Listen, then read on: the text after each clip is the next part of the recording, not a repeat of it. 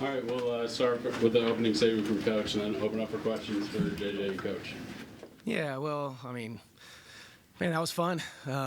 I think I'm excited for the game. You're just thinking about the season, the home wins, just the career of some of these seniors, like this kid over here, and that's her last game in this place. And she just tied the school record for most points scored, and was that was easy from a coaching standpoint because it was just get the ball to 11 and get the hell out of the way and let her do her thing.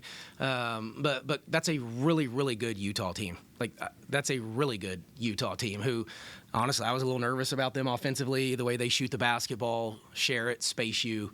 You saw bits and pieces of what they can do, but, man, I'm proud of our kids. I thought they were dialed in. Their energy was really good. I mean, they've been great the last couple of days. I thought we rebounded mentally from the TCU loss. It was almost so much energy today at shoot-around, and even before the game, I was like, what in the world is going on here? But it's just the way they are, and just really proud of the team. That's the single best performance I've ever been a part of as a coach, so really proud for this kid over here, and like I said, for her last game to get to go down like that. That's special stuff right there, but she's a special kid and a special player.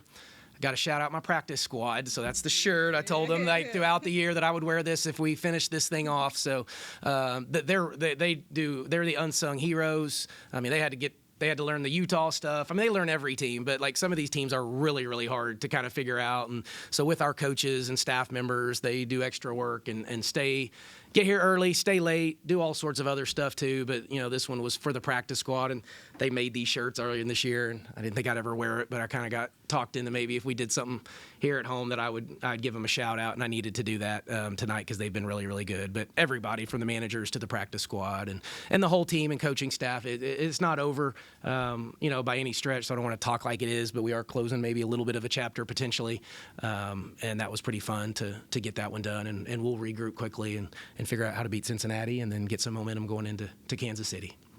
Coach, get the ball to 11 and get the hell out of the way. Is that an official play, or? It was tonight. It became one, but it was, yeah. I mean, you're just in the zone, and keep in mind, she got the 2 fouls early, and she came out, and I'm like, you're going to play, so, I don't care if you have 2 fouls.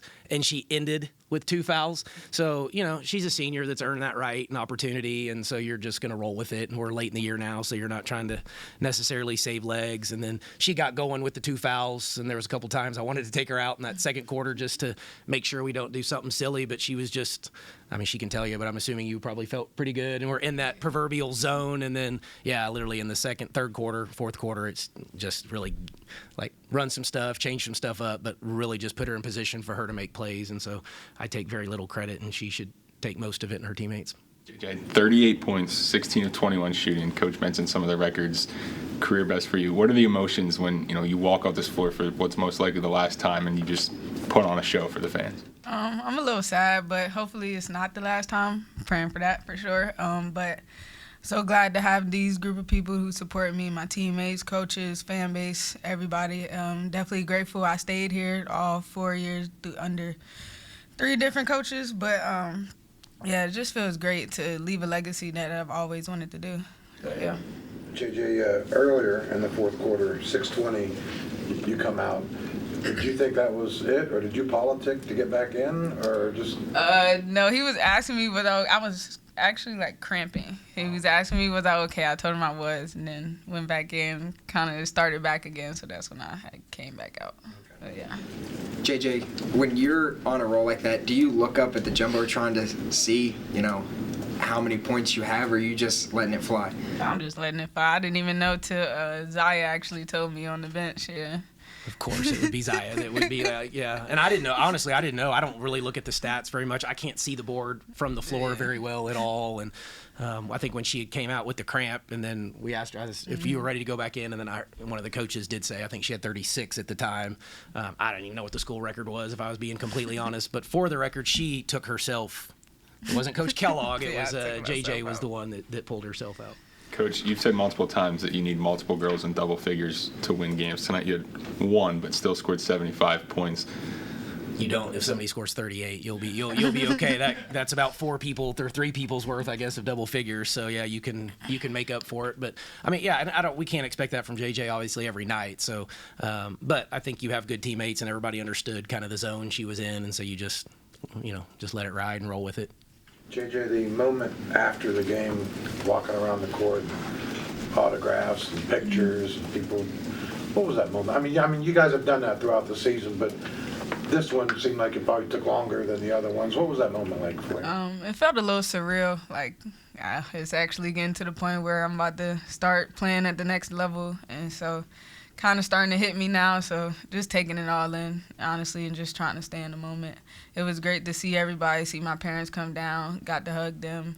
But yeah, it was just great all around. Did you ever get any weird requests while you're going through the crowd? Like, What you mean by it?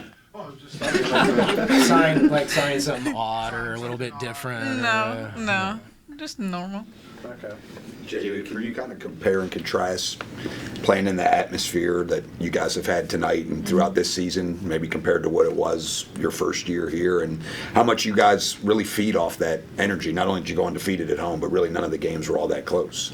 I think freshman year it wasn't as big of a fan base at the games. I think the fans started to come sophomore year with Dawn. She started having us work more into the community and stuff like that. And then when Kellogg came, it was just after like that Iowa game and everything, March Madness, it was like a boatload of fans started to come in. And honestly, I loved it. The energy they give us is amazing. We definitely feed off it. As y'all can see, we just play our hearts out when we hear y'all yelling in the stands. Coach, some stats mean more than what they appear and some mean less. 16-0 at home. What does that stat mean? Yeah, just that we've, as JJ kind of said, we just developed this great identity here, but I think it's like this reciprocal thing with our fans and our energy that we have and just the way we feel, the way we play here. I think there's a comfort, right? I mean, I think we walk out and feel very confident. I think there's comfortable here, and we just feed off of it. And it's a great energy in this building, and that's hard to do, and at this level in a Power 4 league to go undefeated. And I think that's 17 in a row. And I don't know what we are here in our 2 years, but I think it's pretty dang good. JJ, you mentioned earlier about going through the coaching changes and everything. What did Morgantown mean to you over the 4 years? And do you feel like that you became a face in the crowd in Morgantown? Just kind of talk about the relationship you had with the community and the city and back at you, I guess. I definitely have a face within the community. Going to Kroger, get my groceries, and people may notice me or anything like that, but I love it, honestly. I know that this town is going to have my back no matter what.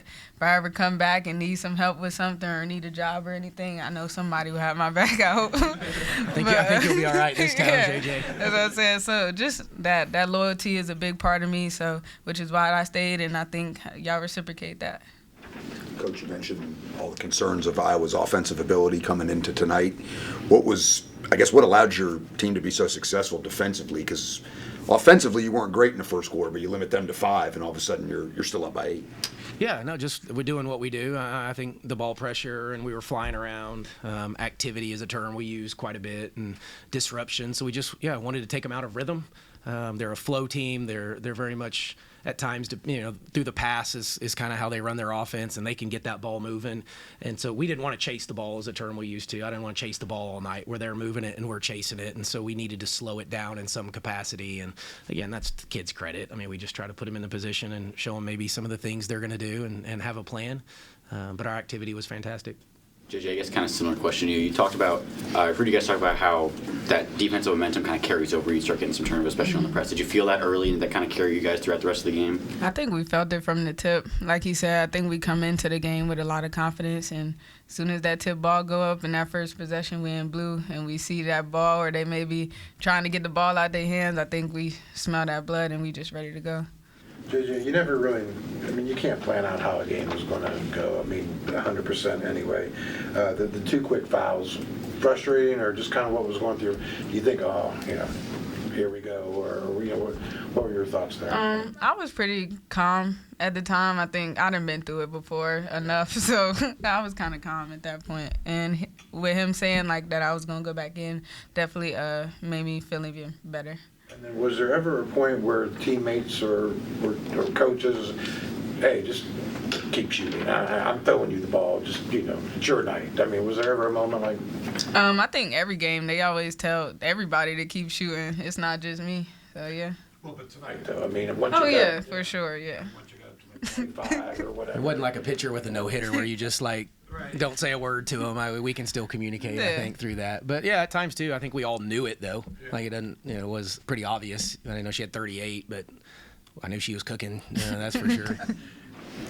Coach, how does a finish like this build up into Cincinnati and then the Big 12 tournament? Yeah, I mean, I hope we need to take this momentum on the road, and we need to continue to get better on the road or these neutral floors. And so, I mean, obviously JJ's confidence should grow. I think a lot of I thought both Sydney's were good. Like Woodley was really active again tonight. She's our second leading scorer, I believe. Sydney Shaw didn't shoot it as well as she would like, but I think was our leading rebounder. Kaya was and involved, and so we're going to need a lot of people. It was JJ's night, but I don't think we can expect this, of course, every night. So take the momentum on the road, go finish this off if we can at Cincinnati, and then go see what, seed we get. And, I think we can still get in the top 4, and get a double bye. We may end up with a single bye, but either way, go to Kansas City and go on a run and then see what happens for the NCAA tournament. Coach, I was just going to ask that. It's quad 1 win tonight for you guys, so obviously that's important. Where are you now as far as, what do we need to do to host or get this seed or that seed? I mean, do you still think there's a chance there for you guys to? Yeah, probably an outside chance. We need to win a lot of games in the conference tournament. I don't know if that means to win the whole thing. I have no idea. We just need to continue to stack wins, quad 1 wins. For me, it's just find ways to continue to get better and win, and it doesn't really matter even now. I guess you want to get better, but just find a way to win and keep playing and keep advancing, and then you got a chance to see what kind of seed we can get. But yeah, we need to still boost our resume for sure. I think to get in the top 4. I don't know. I see the same stuff you guys do, and I don't have any other insight. We thought we were like a 6 maybe last year. We ended up as an 8, so I got that in the back of my head too. So I'm trying not to get too high or expect whatever Charlie Cream says to be completely accurate. But hopefully we continue to do something and we get an opportunity. If we could play it here, and that was the goal, we wanted to do that, that would be fantastic. And if not, we'll take what we can get and we'll go make some noise on the road. Thanks, Coach. Thanks, JJ. Thanks, everybody. Appreciate it.